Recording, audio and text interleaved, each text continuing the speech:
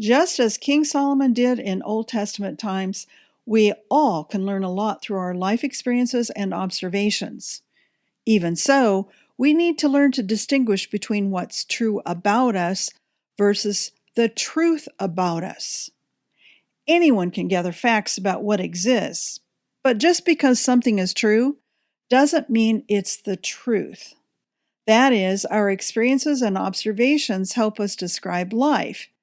However, a simple observation in and of itself does not, and indeed cannot, lead us to any conclusions about how things should be.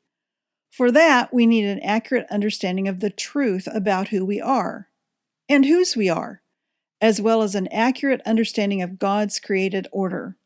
Otherwise, we risk making really big mistakes by misinterpreting the meaning of our experiences and observations. Observations by others can prove helpful.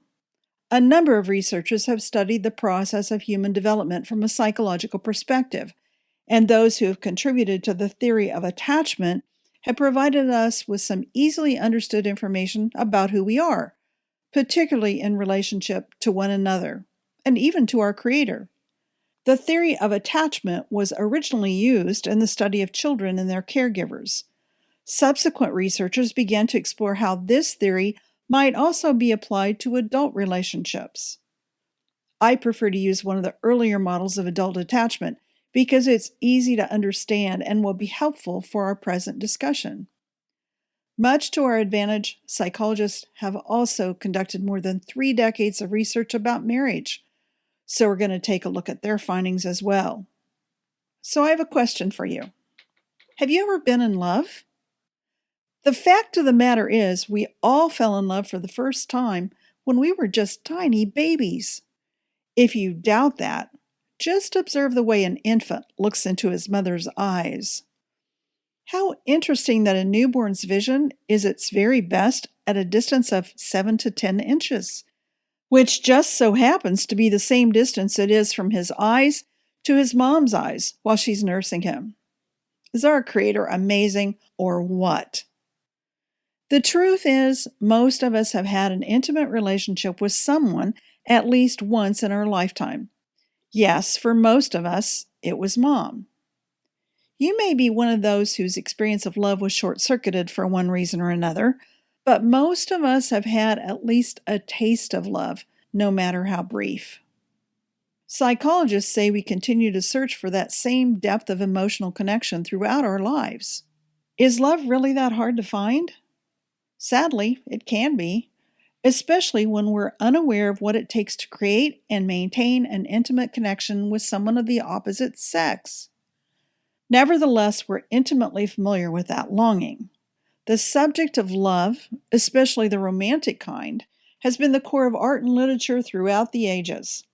Even pop songs are primarily about falling in love, usually magically and effortlessly, or about being done wrong or looking for love, often in all the wrong places. So, where did this whole concept of romantic love originate? With our Creator, of course. Did you seriously think I was going to say it was Hallmark's idea? The Lord had romance on his mind while he was doing surgery on Adam. It's true that Adam lost something in the process. However, the Lord knew that what he would gain in the process would be priceless, especially in terms of his lifelong health and happiness. Whatever in the world made Christians start spreading the rumor that the Lord is no longer interested in our romance, or that he doesn't care about our happiness? Who made up those lies? I wonder. As noted in Lesson 2, some believe God is disinterested in such adolescent fantasies. Unfortunately, most counselors and pastors seem to believe that as well. They're writing books about how married love isn't intended to be romantic. That all fades, evidently. They propose that romance is just something Hollywood invented. Really? I thought romance was a lot older than that. When I was teaching at Azusa Pacific University, one of my colleagues wanted to refer a student to me for assistance with her research project. Because he knew I was into the psychology of men and romance, he asked if I'd be willing to talk with her. She proposed that movies, especially the romantic ones, perpetuate a dangerous myth that sets people up with unrealistic expectations about love that will always result in painful disappointment. I told him I'd love to talk with her. However, I disagreed with her assumption. Those romantic movies are successful because they connect to our innate desire for romantic love, deep, caring, sensual love. In fact, it's a God-given desire. And those of you who dislike chick flicks, which may include a lot of men, probably have other issues. So, what evidence do we have that the Lord is still interested in our happiness and romance?